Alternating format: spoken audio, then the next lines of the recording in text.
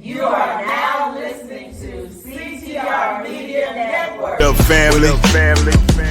CTR Media Network. Yeah.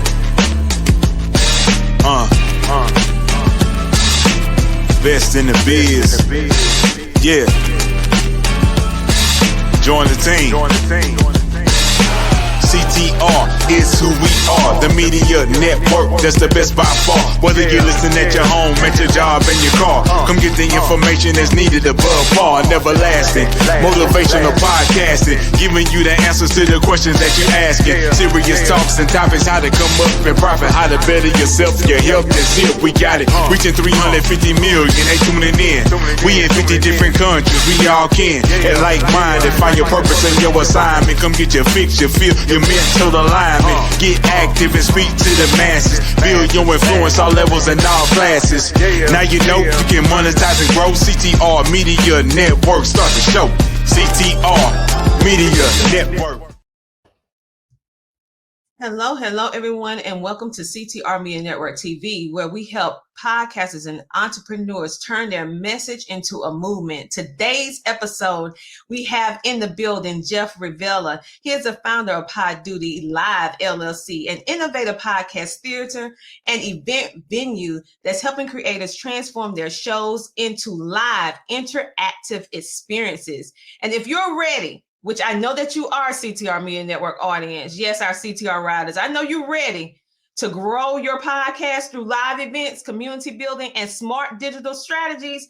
Then this episode is definitely for you. And so without further ado, we're going to bring on the man of the hour. Yes, Mr. Jeff Revilla. Welcome to the show. Oh, thank you so much. What an introduction. Thank you so much for having me.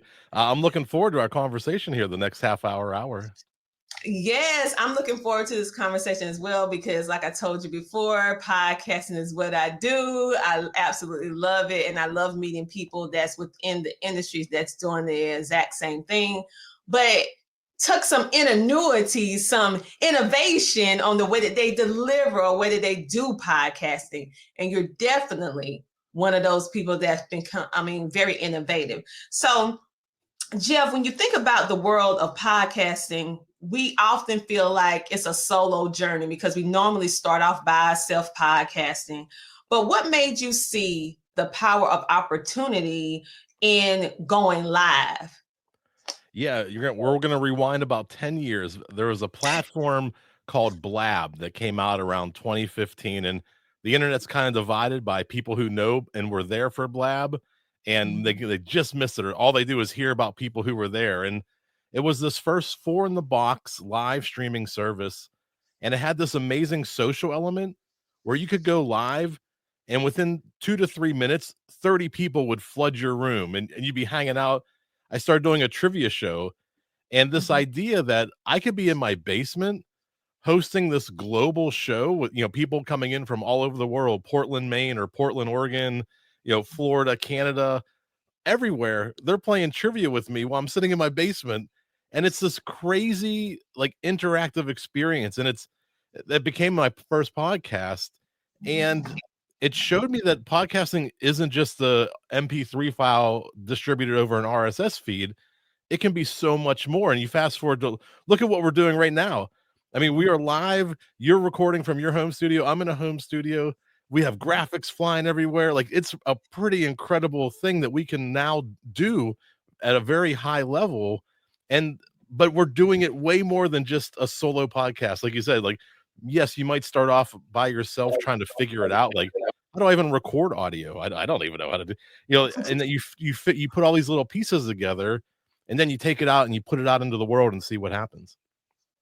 Yeah, you're right. I feel like we do start alone, but the beauty of what podcasting is for me is when you start having the courage, the boldness to seek out and connect and collab with other people who are doing it. You start going into other rooms, going on other people's shows, and start that invisible connection from just the comfort of your home. I remember when I first started podcasting, people thought I had all this grandiose set up.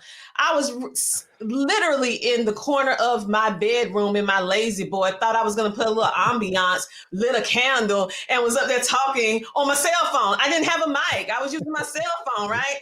And so who would have thought that it would grow to what we're doing now? And so when I think of you, like you said, I 100% agree with you, is that podcasting has evolved so much over the years that we involve more than just MP3, and for those of you who don't know that jargon, that means audio. You can't see anything. All right. So now we're doing MP4, teaching you something. Video, that's how you're seeing us with MP4. And so what made you decide that you was going to help not only do podcasting, but then after you did it, you said, okay, I'm going to go and help other podcasters really unlock this live podcasting, live events to help them grow their audience faster?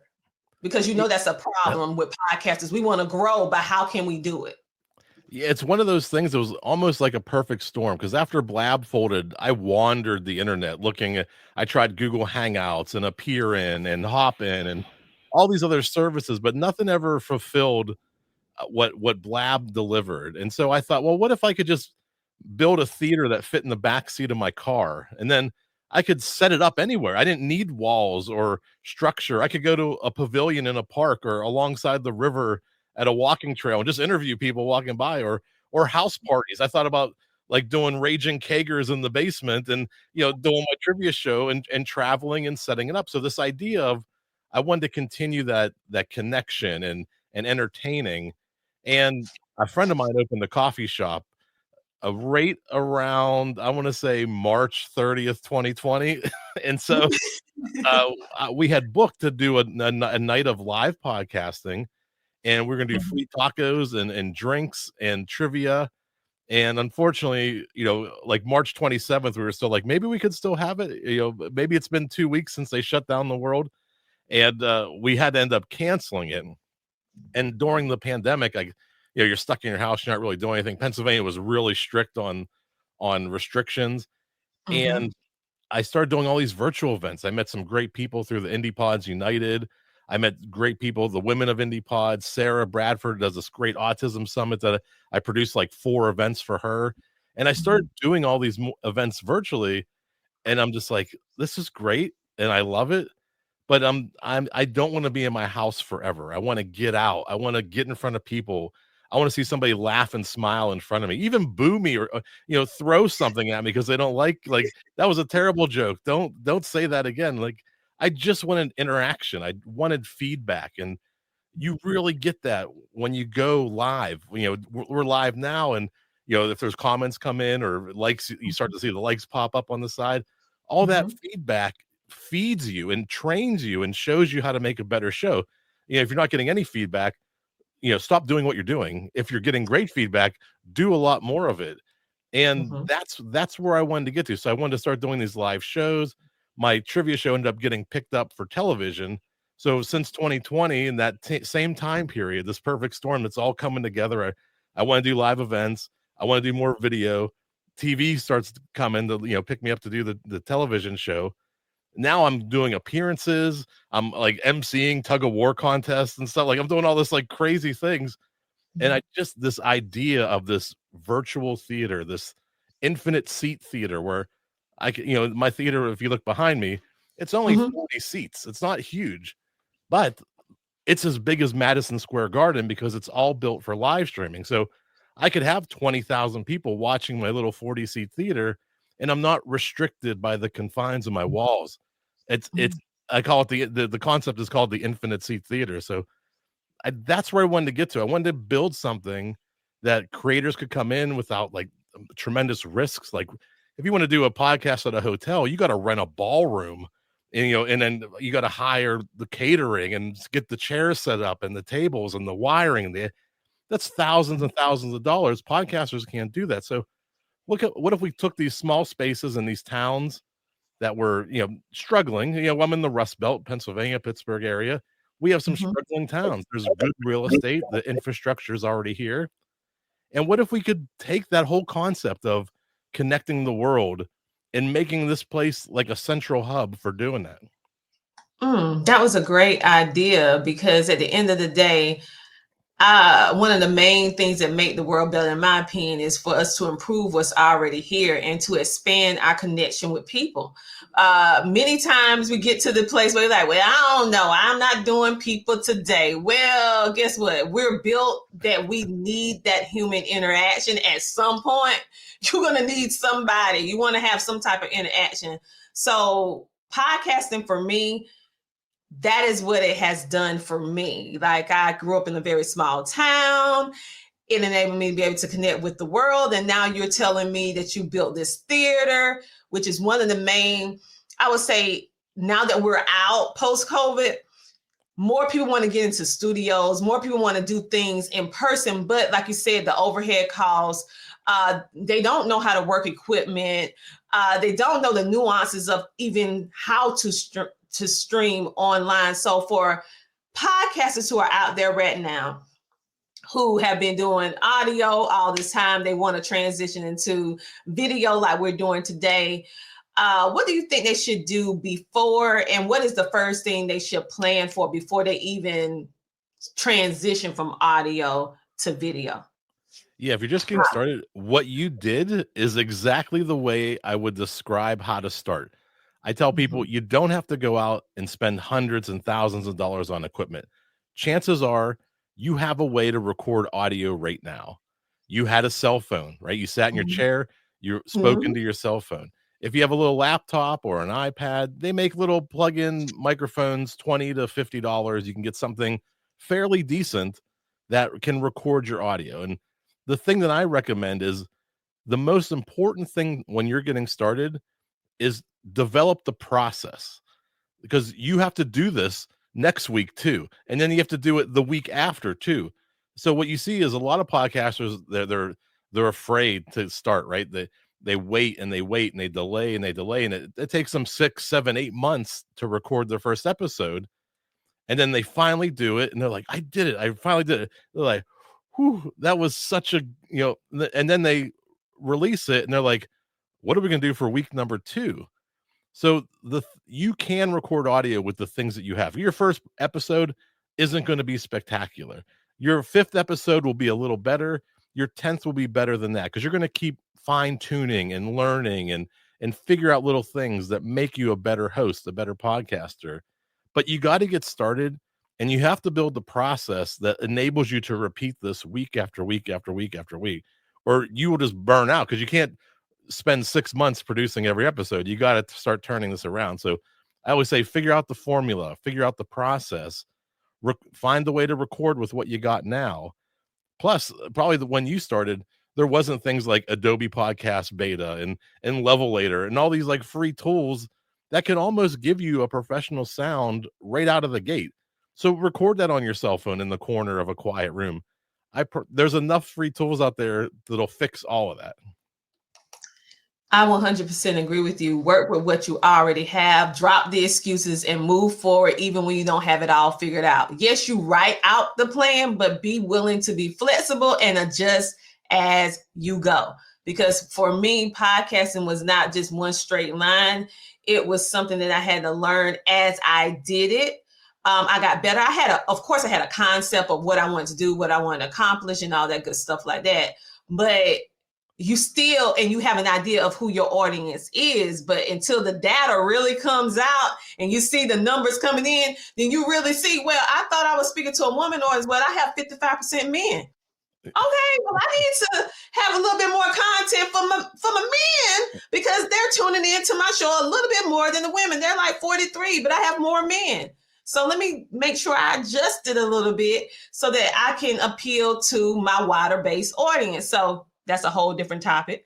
But anywho, now when I'm thinking about what you're doing with podcasting, and for people who are currently podcasting now, for example, and they want to transition to what you're doing with your live theater, what are some suggestions on how they can flip their podcast into a small live or a small hybrid event? And how can they use what you do in order to assist them, because they don't want to go at it alone? You know what I'm saying? Because it can be nerve-wracking.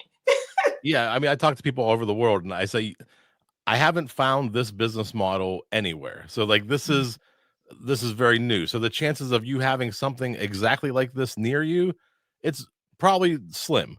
But there are plenty of places that have stages, and there are places you may not even think of. Like your local library probably has a media room or a room where they have office space or meeting rooms somewhere in the back. That you can have a little private session. You can probably rent the room for like $50. Coffee shops in the afternoon slow down. People already got their caffeine buzz for the day, and they're getting ready in between that lunch and dinner time when all the nighthawks come out. Those coffee shops would love to have people in there bringing additional audience and customers in the mid-afternoon. So approach these other places like bars and coffee shops and libraries, and even schools have theaters. There's places everywhere that you can go and set up your own. You don't have to find a podcast studio. There's other places like maybe comedy clubs that in your area, depending on how big of a club it is. Some clubs are a lot looser and have a wide open schedule. There are tons and tons of places that you can get started, and you don't need too much. You need some speakers, you need some microphones, you need a mixer. And if you have those things, you can project sound out into the void, right? You can have a show. Some mixers even have built-in recording, so you can just record right in the mixer. It's pretty easy. So you have a power source. And I mentioned a couple of spaces earlier, like community parks have stages. A lot of times they have like little clamshells or little pavilions. Run a pavilion. Don't just think of it as a place for birthday parties and graduation parties.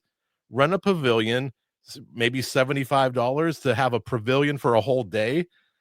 Record some shows out in the open, have some friends come out, make it a tailgating experience, make it a party, make it something special that they don't get to do every day. And you'll find places everywhere to start doing live podcasting. Once you get that little bit of equipment, and like I'll send you a picture for your show notes if you'd like. I have a picture of when I built the first thing to fit I wanted to fit in the backseat of my car, and it's a couple of speakers and a mixer and some mic stands, and you can fit that in the back of a sedan and take that anywhere and set it up.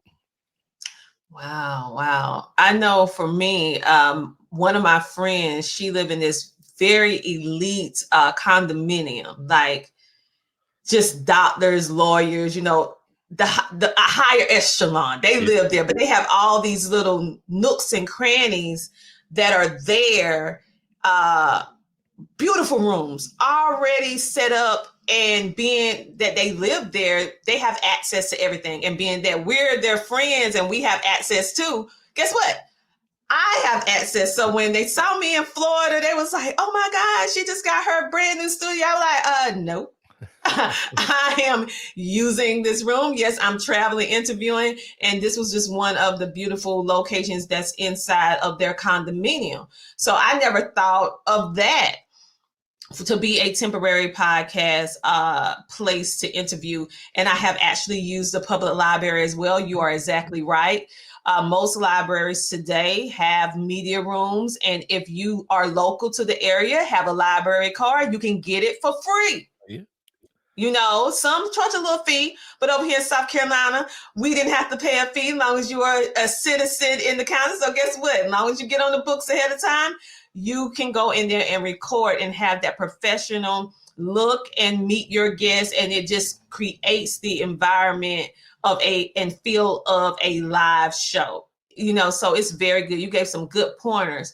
Now, this is a topic that most people, all podcasters are starting to talk about monetization to the greater extent. Back in the day, you didn't hear too many people speaking too much about monetization.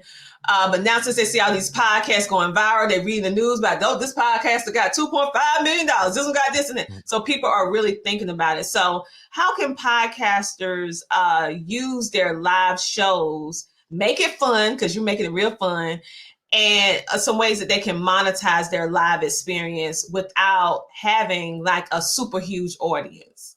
Yeah, this is where it gets really crazy. This is where the math tells you that maybe there's something more to what I'm talking about than just having fun with some friends in a room. So I'm going to use stats from Buzzsprout, from Libsyn. These are podcast hosts, very well known, very well respected. They have access to server logs.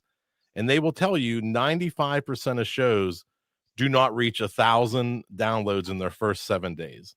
So that's substantial. And that's important because when you want to go sell ad space on your podcast, ads are sold in CPMs or cost per 1,000 downloads. So, and you get about $20 per 1,000 downloads. And if we know 95% of shows aren't really getting to that 1,000, the best case scenario is maybe $20 for a host read ad.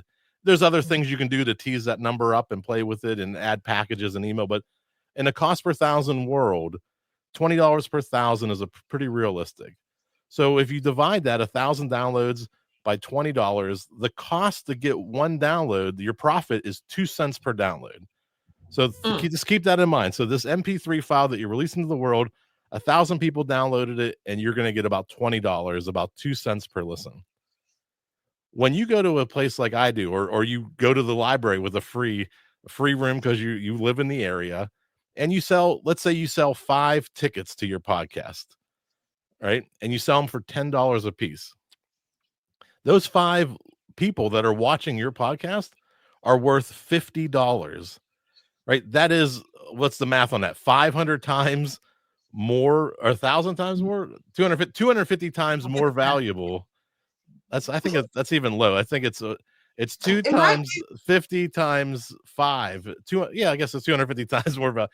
It's substantial. The 5 people that are going to make 2.5 times more money than 1,000 people downloading. Do you see where this is going? This is why I believe if most podcasters aren't getting the Joe Rogan numbers or the million download numbers, I think we have to find another business model. And I really think these live performances are the way to go, a way to at least break even right out the gate. You can break even your first month with one event, could pay for your expenses for 6 months, really, when you think about it. And we know that podcasting live is becoming a thing. Like, we're seeing people come through town. We're seeing the podcasters come through town.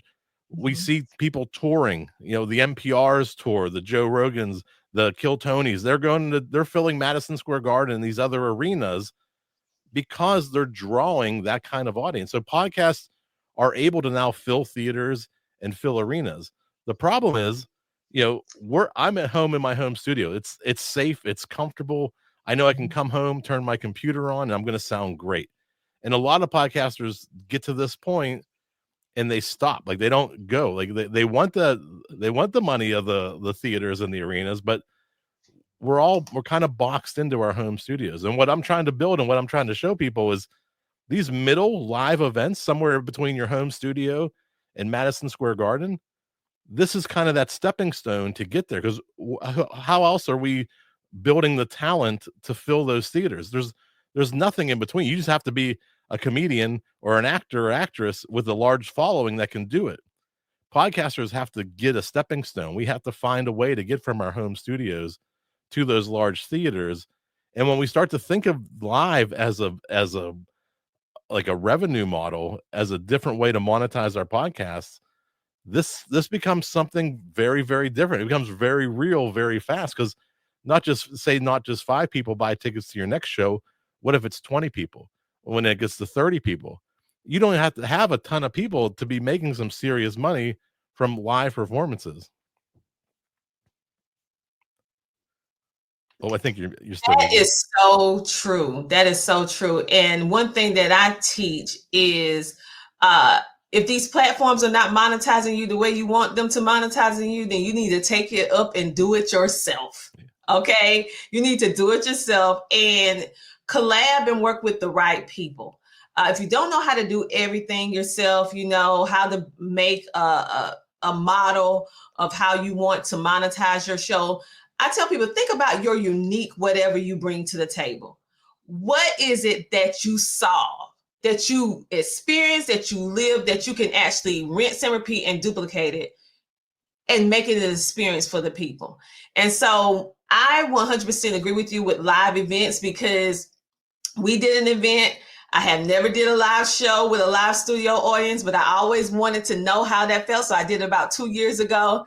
And oh my goodness, the feeling of a live show. When I walked in the room, because my staff kept me away from everybody until it was time for me to come out.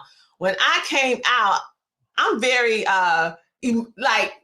emotional. Like you can see if I like some, if I don't, I'm very animated. That's the best word. I'm animated. Like when I came in that room and all those people were standing up, clapping, I'm like, I was like, okay, because we know people watch our shows, they listen to our shows, but it's a whole different scenario when you're actually putting a face to the views that you have no name.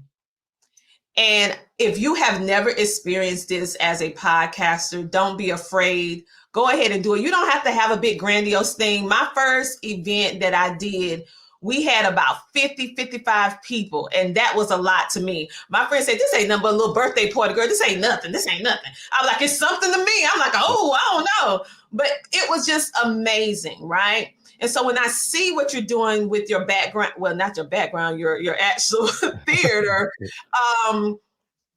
it is amazing. And the experience that you have, the real connection that you have, not only with the guests, because it does something different with the synergy when you have it in a studio audience versus you just talking, right? So I just like, wow, when I'm thinking about how you're doing it, I'm like, I'm ready for people like to duplicate the franchise or do whatever it is so it can come over here in South Carolina so I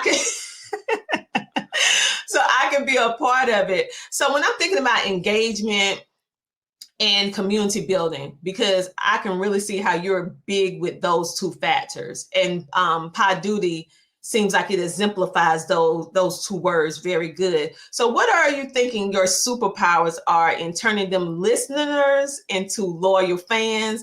And how can we as podcasters or TV hosts reciprocate the kind of community feel that we want to create, that you create with Poduty?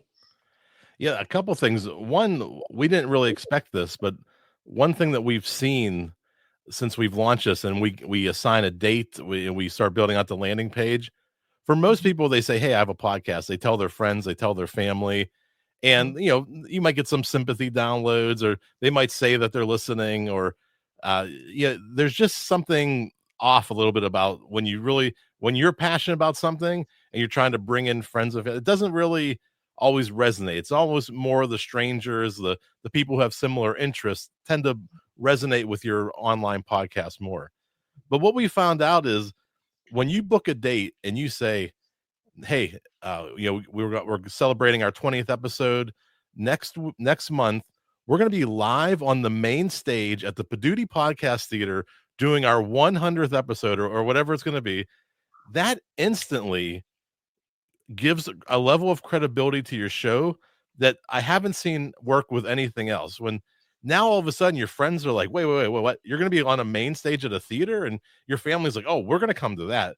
All of a sudden, the level of credibility performing live, it gives, just like that person who bought a ticket has so much more value than the person who downloaded it. The people who hear that you're on a main stage it gives your podcast so much more value than just go ahead and subscribe on iTunes or Apple Podcasts, right? It really builds this level of credibility that you just can't get anywhere. And some of the things you mentioned too, and I quote Tony Robbins too, because he'll say when he gets off stage, he is juiced. He uses the word juice. He is juiced. Like, you are pumped. Sometimes I don't sleep for like 4 or 5 hours because I just had so much fun. I'm meeting all these people. And part of going into the show is that community environment. Like, if you were to just listen to my voice without watching this video, one, you'd never guess what I could look like. You'd have no idea guessing exactly what I looked like. But when you see me on stage and you watch me think and how I react and the facial expressions I'm making, and you get a whole new perspective of how that podcast is made, how that host thinks, and just the inner workings that you get to see how the sausage is made. Some people say you get to see how it all comes together to become that audio show you listen to on your morning commute. And then afterwards, you get the meet and greet. There's handshakes, there's high fives, there's thank you for doing this. This was a great night out. I would have just sat at home watching Matlock, but now I'm here listening to your podcast. This is I'm having a great time. thank you for doing this. And your episode a couple weeks ago gave me some great ideas, and I built a birdhouse or something, something, whatever you talked about. So you get this whole other level that you don't get, and seeing the faces, shaking hands, it's incredible. It's so powerful to be able to be in front of people, and you end up building this little micro community all on your own. Mm-hmm. I agree with you. So, and I'm just hearing you speak, and it's like I'm tracking back to that moment. Now, since then, I have done many live things in person, but it will never be like that first time, because that was a time where I had most fear, most anxiety, all the different things, and then it still turned out okay. And it just, I would encourage anyone that can do it. And so, with that being said, someone might be listening, watching this podcast right now, and they're like, okay, I've been thinking about it. Now I hear Jeff talking about it. Now I hear Tina talking about it. I'm going to take that plunge. So what small change can a podcaster make for their show to the pivot to a live show to increase their audience interaction? And how can they use some of the pieces or the nuances that we just discussed to bring that to their show to create that loyal fan base that keep coming back for more? Yeah, I say think about it. I say, if you haven't done video yet, if you hadn't even added video to your audio podcast, the amount it took you to figure out audio for your podcast, the next step of adding video isn't that much greater than what you had to do to figure out audio. So as a fail safe, as maybe a way to get a backup, just start recording the video of the room. Maybe it's you and your co-host, maybe it's a single camera, the whole room, and you're capturing audio, maybe just as a backup in case your other recording fails. It's not a much bigger step. It's not a big incremental step to add video. And when you start doing that, now you get to see yourself on camera. You get to see how you perform. Like, you get to see I'm playing with a pen this whole time, and like I'm not clicking it, so you won't have to clean that up in editing. But like, you do things that you don't even know that you're doing, and you start to envision like how this would become a show for the stage. And you think in that term. You think about, how do I keep this moving, right? How do I get past my mistakes? How do I get past my hangups? The most important thing about a live show, I tell people, is if you make a mistake, I promise you, you are the only one in that room that knows you made a mistake. To everybody else, it's just part of the show. So if you have like a little intro and you skip a paragraph, nobody knows. If you said the word wrong that you had planned, I was going to say it this way and I said it that way, nobody knows. So as long as you stay professional, as long as you keep the show moving, you are the only one who knows. Now, you can go back at the end, just like sports players do. They review the tape, see what went wrong, what went right. You'll do that because especially if you're the editor, you'll do that 50 times when you're editing the show. You get to hear it over and over again. But you'll get this perspective of watching yourself, watching the recording, and just learning how to keep the show moving. Like, we haven't had any breaks, any stops. Like, the conversations kept flowing. This is kind of what you're looking for.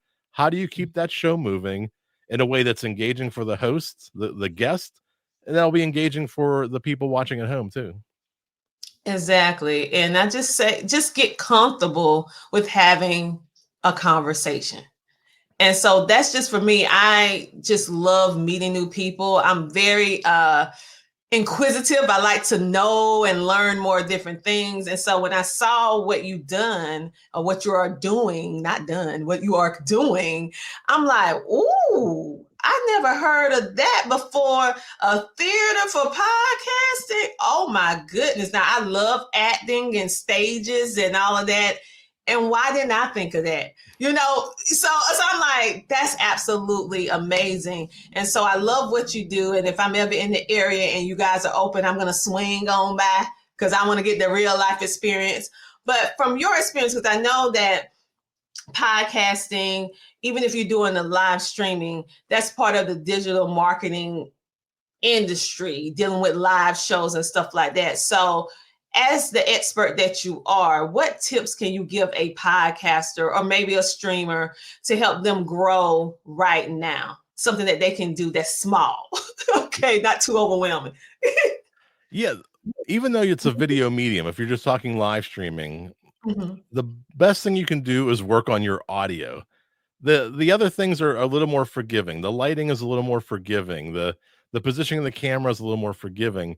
But if your audio is bad, nobody's going to stick around at all. If you put a condenser mic in the center of a room and have 6 people talking around it, no one's going to watch that. That's a problem. That's something that you need to work on. If you're going to do live streaming and video, make sure you have the audio dialed in. Audio is so much more important for your video than the actual video is. The other stuff will come, but don't start putting it out in the world until you know that you have the audio right. Make sure you're mic'd properly, that you're getting the proper channels, you're controlling it, you're able to adjust the volume for each microphone. Headphones are a big part of that too. Make sure you don't have to pump the sound back in for everybody to hear. They're all in the same room. If they have earbud, like I'm wearing earbuds, you can barely tell. Those things are important to keeping the sound quality high. And that's how you keep people watching a video, is with good audio. You do, and you need to learn how, if you can't do some of that stuff, learn how to use that mute button so you won't have all that extra sound in the back if you're not that technical. You're right. Sound quality is very important, because even if you're saying some great information that can truly help people, they're going to be distracted by all the different things that's going on. So they will lose their focus, and they have so much content that they can watch today. They'll just simply scroll up, scroll left, scroll, they would just keep moving. And so the thing is, we want them to stay on your video, stay on your audio for the entire time. I want to ask you this question. If someone, because I know a lot of people watch our shows, we have entrepreneurs, we have business owners, we have podcasters, streamers, and all this stuff like that. But we also have people that are on the fence about they want to start that podcast. They've been saying they're going to start that podcast. We going into year 2. They still haven't started. So what would be the thing that you would say that can potentially encourage them to take the leap, stop being so afraid, to go live and start planning that first event that can actually help them, jump the hurdle, so to speak? Yeah, the advice that I figured out on my own back in 2015, when I spent years deciding if I wanted to do a podcast or not. I'm from Pittsburgh. I tend to speak fast and make all my words one sentence, and nobody knows what the heck I'm saying half the time. And I learned that the only person thinking about me and how I sounded, because I don't want to I don't want to hear my voice. Nobody wants to hear my voice on camera or see my face. I have that face for radio, they say. And you don't want all those things were me. The only one thinking about my voice and how I looked, that was me. Other people have, I say they're getting the kids to soccer practice, or they got bills to pay. But for whatever reason, maybe they chose to listen to my trivia show to escape for 30 minutes. My only job is to deliver on what they were looking for. If they were looking for 30 minutes of entertainment or me being goofy with my trivia games, like those are things that's my responsibility. They chose me for a reason. They're not thinking about how I sound or how I look. And that took me years to understand that no one cares. And I don't mean that in a negative way. I just mean nobody's thinking about you the way you're thinking about you. And I let that hold me back. And I really regret not starting and jumping in sooner. So do it. You won't regret starting this, even if you only do 4 to 5 episodes. And I dipped my toe in it. It was fun. I had a good time, but maybe it's not for you. But you did those 4 to 5 episodes. You became a little bit better of a speaker. You became a little more confident on camera. And maybe that little experience is what propels you to the next experience. But you won't have any of them if you don't start. If you're hung up on yourself and how you sound and how you look, you'll never go anywhere. Well, my question to you, and probably what everyone else that's watching and listening to this podcast episode is thinking, how can we get the Poduty.com effect? How can we experience what you do? Yeah, well, if you're in Pittsburgh, stop by. I'll give you a tour. And if you're stopping by, book a date. Would like to have you. We'll put up the show for you, so when you're in town, you could do your own show. so that when you get off stage, you'll be juiced as well. So, reach out to me. It's jeff@poduty.com. You can email me. I talk like this, whether I'm on camera or not. I do, 3 to 4 interviews a week. And I'm also doing like 3 to 4 calls where people are just really curious about the business model, the idea, how they can take this to their town. Because what I really see happening is just like comedy clubs serve comedians all around the country. Things like this that's behind me, podcast theaters like this are going to start serving podcasters in a live environment all over the country, so that I can go from Pittsburgh to Cleveland to Louisville to South Carolina and do a little tour on a weekend and come back home, a couple $100 in my pocket. I had a good time. I increased my reach. I made new connections, and these little clubs for podcasting are going to pop up, and people are going to do this more and more often. This will become a segment of entertainment that you'll see in your hometown probably within 5 years. I totally agree with you, because it's not going anywhere. Radio, podcasting is just another form of what's began with radio. And now that we are transitioning into this digital age where everything is available readily for us with streaming, with social media and all of this, I feel like it's only going to get better. It's only going to expand, and more independent producers, content creators, we're going to need spaces. Okay. We're going to need places to go. We're going to need people like you who have already thought it through, and we just come use the venue, because sometimes the venue part gets a little sketchy. We're like, oh, I could do the show, but how am I going to even do this or do that? And so I think what you're doing and the business model that you have created is going to, yes, I could see it being that venue that we, as personalities, some of them call us that, we'll be able to travel, and our fans will be able to connect and support us in different ways in a live venue. Again, I would just like to say your idea is just ingenious on what you brought theater and podcasting together. Never thought about it, but love both worlds, but never thought about bringing them together. And how you're doing it, and also teaching us get over. Like with me, I'm Southern through and through. You will hear it in my voice from time to time, the Southern twang. It's not going anywhere. It's not going anywhere anytime soon. And that was my hang up for a very long time. I tried everything to get rid of it, from looking on the camera. I didn't like the way I looked on my camera. So all those things that list you went down, I'm like, did he have a camera in here? Because he just went through all of my excuses of the reason why I shouldn't podcast, the reason why I should not transition from audio to video. And at the end of the day, I can tell you how I feel at the end of the road. Listen, it is absolutely amazing. It is absolutely amazing. And you're going to get better. And it's people who love the little quirks about you, your Southern twang, or the way you speak fast, or the way you look. It's your people. You'll find your people. They love you the way that you are. Okay? We get out of your head. So if anything else you would like to say to the audience that you did not say, and any events that you're having right now that you would like to share with our viewing and listening audience? Yeah, I say dates and deets at poduty.com, PODUTY.com. We have magicians, we have podcasts, we have meetups in Pittsburgh. We do global meetups. We are doing our Poduty Fest, which is a 2-day event in September. So if anybody likes to submit their show to be a part of that festival, we turn over the stage every 30 minutes. So a new podcast takes the stage for 2 days straight. We just bring in new podcast experience, expose new podcasters to new audiences, and just celebrate each other, celebrate podcasting, celebrate the friends and connections we made in this industry, and just have a great 2-day event. It's in September 27th and 28th this year. Oh, that sounds good. That's during Podcast International time, because we have our own holiday. People didn't know that. Podcasters, we have a whole international day to celebrate podcasting. Yes, we have a holiday too. This is the kickoff to International Podcast Day. We used to, for the years leading up, it was Friday, Saturday, and Sunday. but then last year it was a Monday. In the fall this year, I think it's a Tuesday.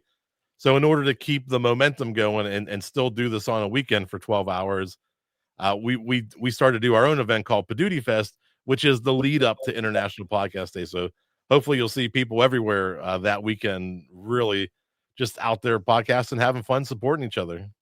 Sounds great. Sounds great. And thank you for sharing all of your information. Thank you for giving us these tips and strategies in order for our viewing audience that happen to be podcasters or streamers or on the fence to understand how to monetize, how you can actually start doing that, actually giving us the numbers on like what is a CPM, what is not, how much you're really going to make. It's about $20. So you need to figure out something a little bit better, and giving them tips on how to get different places to do their podcast if they choose to do a live show.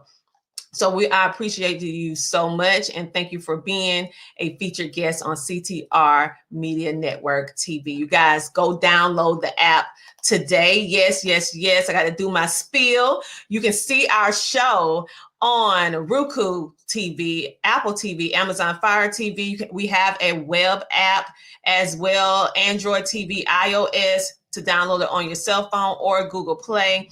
You can also listen to us on any podcasting platform or the major ones, as well as social media.